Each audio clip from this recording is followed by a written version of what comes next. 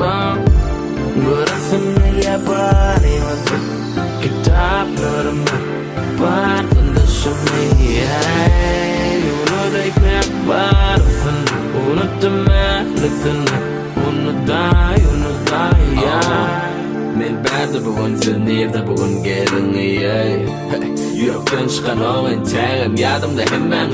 sizi yaddan çıkarıp olmaz Baktı günümde sizsiz dolmaz Yaşarsınız kalbimde iler geçti de yüzünüz yadımda O partalar yadımda defterim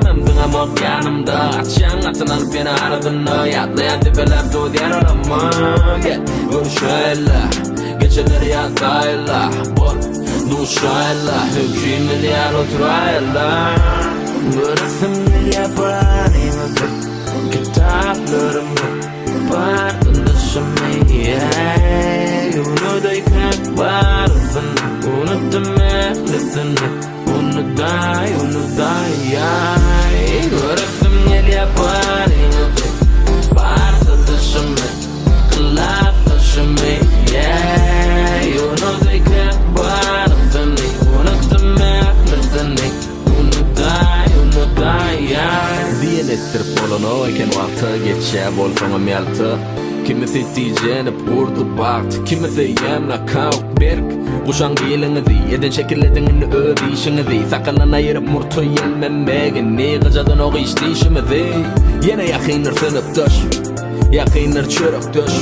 Gerek bolsa gerekleş sakla yakınlığı başka gerekmez Yıllar geçti de gelir yanına Sorar seyredersen halına Kömök gerek bolsa dolar bağına Sebep kılap taşlayanlar adına